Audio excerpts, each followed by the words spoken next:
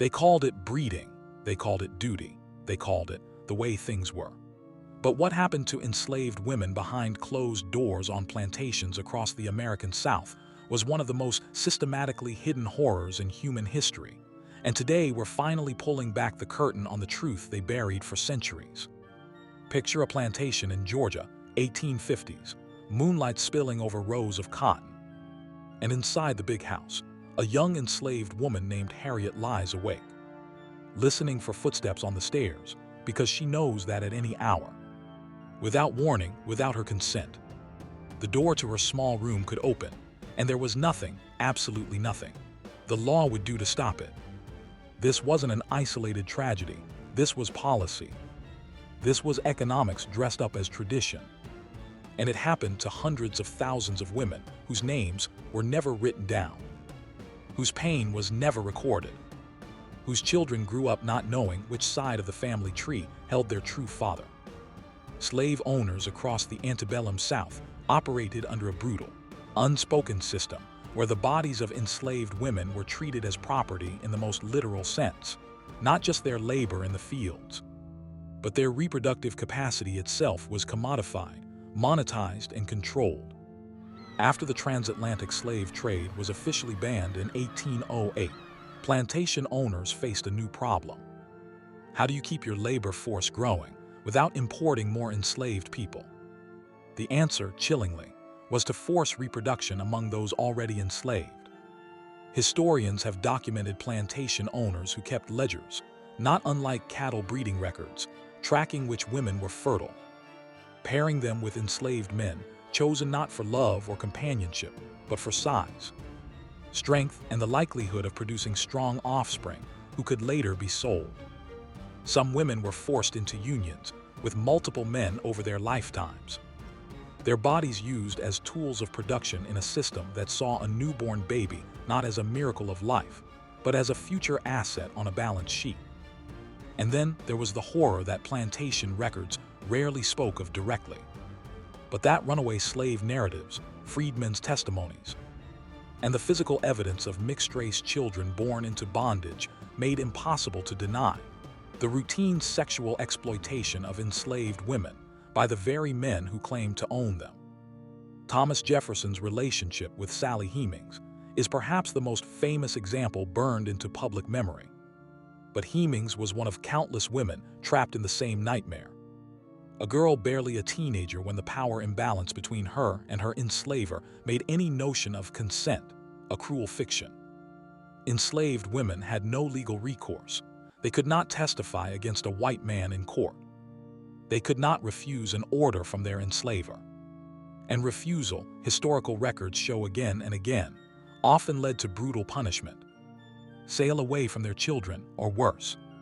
Harriet Jacobs, one of the few enslaved women whose written account survives today, described in her narrative the suffocating terror of being pursued by her enslaver from the age of 15, writing about the shame and fear that haunted her because she knew that in the eyes of the law, her body was not her own.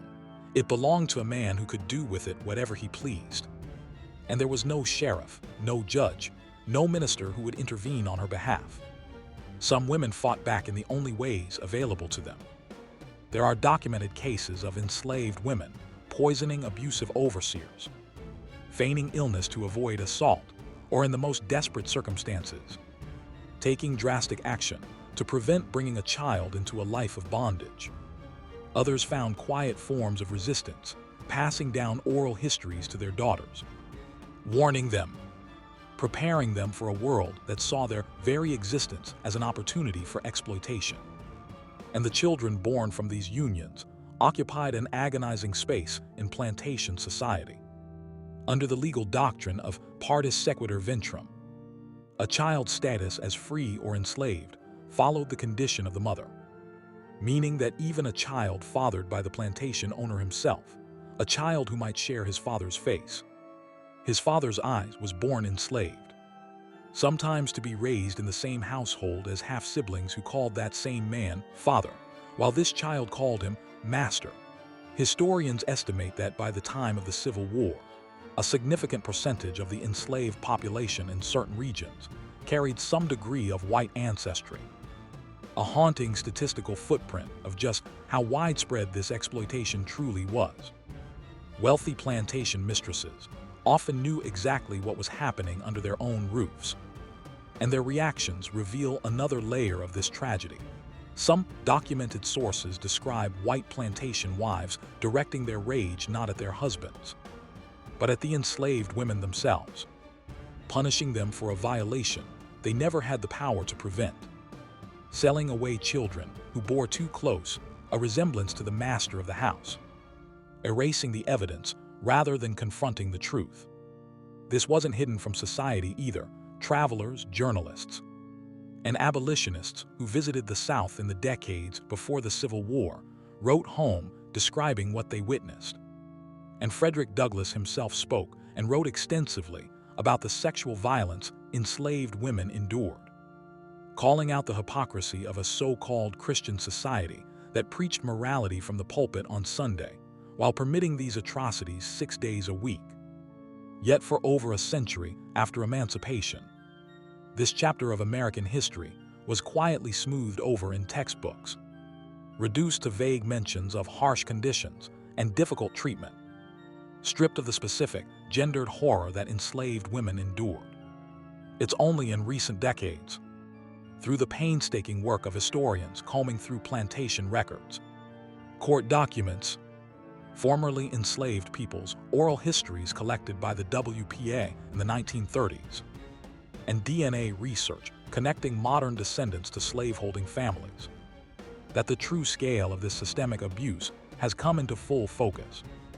What makes this history so difficult to sit with is not just the cruelty itself, but the silence that followed it, the way an entire nation built its wealth, its agricultural empire, its cotton kingdom, in part on the forced reproduction and sexual exploitation of women who had no voice, no protection, and no path to justice. Their names are largely lost. Harriet, Sally, and the countless others whose stories survive are the exceptions, not the rule for every documented account.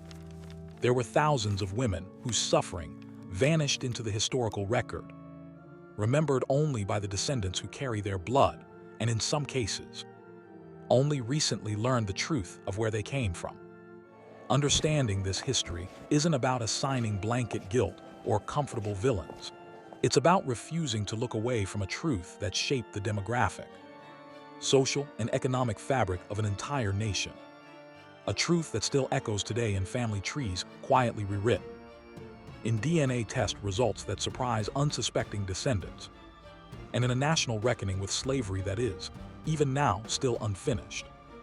This is the untold truth they didn't want you to learn in school, and now that you know it, the question is what you do with that knowledge.